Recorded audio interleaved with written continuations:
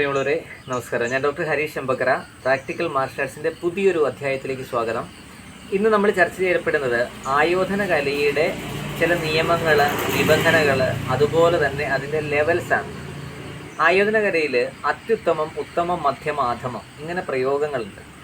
ഉദാഹരണമായിട്ട് പറഞ്ഞു കഴിഞ്ഞാൽ അത്യുത്തമം എന്ന് പറഞ്ഞാൽ ഒരു ഒപ്പോണൻറ്റ് അല്ലെ ഒരു പ്രതിയോഗിക്ക് ഒന്നും ചെയ്യാനാവാത്ത വിധം തകർക്കുന്നതാണ് അത്യുത്തമം എന്ന് പറയുന്നത്. രണ്ടാമതൊരു ഭാഗമുണ്ട്, അതായത് ഒരു എതിരാളി വന്നു കഴിഞ്ഞാൽ അയാളുടെ ആക്രമണത്തിൽ നമ്മളെ രക്ഷിക്കുന്ന ഒരു ഭാഗം, അതാണ് സെക്കൻഡ് ചാപ്റ്റർ എന്ന് പറയുന്നത്. തേർഡ് ചാപ്റ്റർ എന്ന് പറഞ്ഞു കഴിഞ്ഞാൽ അതിനകത്തുനിന്ന് എങ്ങനെങ്കിലും രക്ഷപ്പെടുക, നമ്മുടെ തടി രക്ഷിക്കുക എന്ന് പറയുന്ന മൂന്നാമത്തെ ഘട്ടം.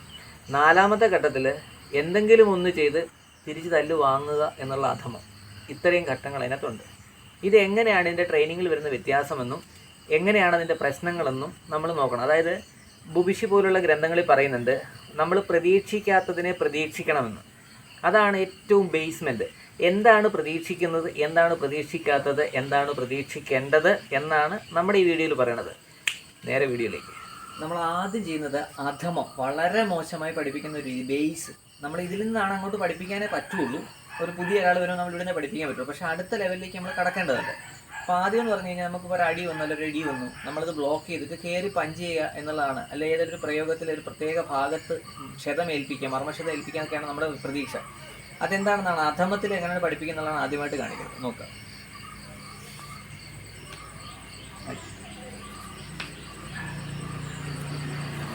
അപ്പോൾ ഇവിടെ ഒരു പ്രധാന കാര്യം, ആളടിച്ചതിനെ ബ്ലോക്ക് ചെയ്തു, നമ്മളിവിടെ പഞ്ച് ചെയ്ത് നിർത്തി.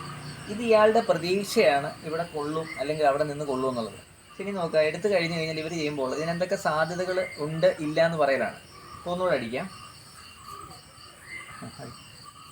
കണ്ട, ഇവിടെ ചെയ്തതെന്ന് വെച്ചാൽ ആൾ പേടിച്ച് മാറിയാലും മതി, കൊള്ളാതെ പോകും. അപ്പോൾ അവിടെ ഒരു വേസ്റ്റ് ആയിരിക്കും.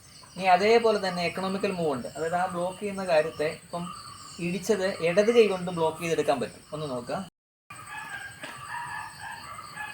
ഇവിടെ ചെയ്തത് ഒരു കൈക്ക് അടിച്ചത് ബ്ലോക്ക് ചെയ്തു, മറ്റേ കൈക്ക് എടുക്കുക ചെയ്തത്. ഇതിനും കുറച്ചുകൂടെ എക്കണോമിക്കൽ മൂവ്. നമുക്കൊരു സമ്പാദ്യമൊക്കെ വേണ്ടേ എന്ന് വെച്ച് കഴിഞ്ഞാൽ മറ്റേ കൈ എങ്ങനെ ഇരിക്കണം, അടുത്ത വന്നാൽ എന്താ ചെയ്യണത്. അപ്പോൾ ഒരേ കൈ കൊണ്ട് ചെയ്യാൻ ശ്രമിക്കുക. അതാണ് അടുത്തായിട്ട് ചെയ്യുന്നത്. അതായത് ഒരാൾ അടിക്കുന്നു, ഇപ്പം നോക്കിയേ, ഇത് എക്കണോമിക്കൽ മൂവാണ്. കാരണം വെച്ചാൽ ഈ കൈ കൊണ്ട് തന്നെയാണ് ഇവിടെ ചെയ്തത്. അപ്പോൾ ഈ കൈ ഇവിടെ ഇരിപ്പുണ്ട്. അപ്പോൾ ഇതുകൊണ്ട് അടുത്ത പ്രയോഗം നമുക്ക് എന്ത് വേണമെങ്കിലും ചെയ്യാൻ പറ്റും.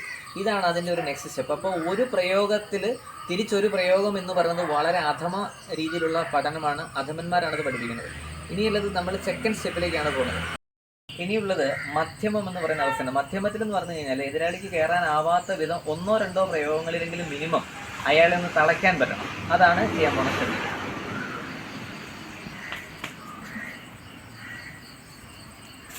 ഇവിടെ നോക്കുക, എതിരാളിക്ക് അനങ്ങാൻ പറ്റാത്തപ്പോൾ അയാളെ ലോക്ക് ചെയ്യുന്നത്, അതാണ് മധ്യമം. ഇനി അടുത്തത് നമ്മൾ ചെയ്യാൻ പോകുന്നത് ഉത്തമമാണ്.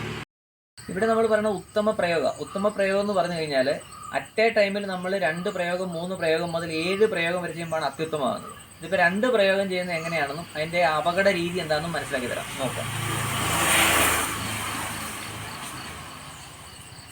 ഇവിടെ കയറുമ്പോൾ ശ്രദ്ധിക്കുക, ആദ്യത്തെ അടി ബ്ലോക്ക് ചെയ്തതിന് ശേഷം നേരെ കയറി പെഡലിക്കാണ് വിട്ടത്. അത് ഏറ്റവും വലിയ മർമ്മസ്ഥാനമാണ്. അതുപോലെ ഏറ്റവും താഴെ ഭാഗത്ത് ഗ്രോയിൻ സൈഡിലാണ് വിട്ടു വരുന്നത്. അപ്പോൾ ഇതോടുകൂടി ആളുടെ കാര്യം തീരുമാനമാവുകയാണ് ചെയ്യുന്നത്. അതുകൊണ്ടാണ് ഇങ്ങനെയുള്ള പ്രയോഗങ്ങളെ നമ്മൾ ഏറ്റവും ഉത്തമം എന്ന് വിളിക്കുന്നത്. ഇനി അത്യുത്തമം എന്ന് വിളിക്കുന്നതാണ് അടുത്തായിട്ട് നമ്മൾ ചെയ്യുന്നത്. ഇവിടെ ശ്രദ്ധിക്കുക, നമ്മൾ ഒരാളെ തട്ടിയതിന് ശേഷം അവിടെ കൊണ്ട് തീർക്കുകയാണ്, പ്രോഗ്രാമായി തീർക്കുകയാണ്. ക്ലിയർ? ഇനി ഇതിൽ തട്ടില്ല, ഇനി തട്ടേ വേണ്ട, നമ്മൾ നേരെ കയറി അങ്ങ് ചെയ്യുവാണ്. അത് നോക്കുക.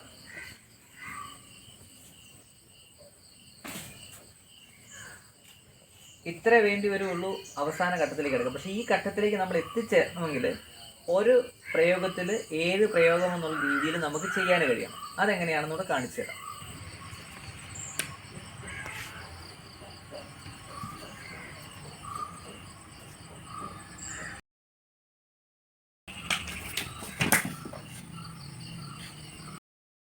കണ്ടിന്യൂസ് ആയിട്ട് ഇങ്ങനെ 7 പ്രയോഗങ്ങൾ മുതൽ 12 പ്രയോഗങ്ങൾ വരെ ചെയ്യാൻ മിനിമം ഒരു നല്ല അഭ്യാസി പ്രാക്ടീസ് ചെയ്തിരിക്കണം.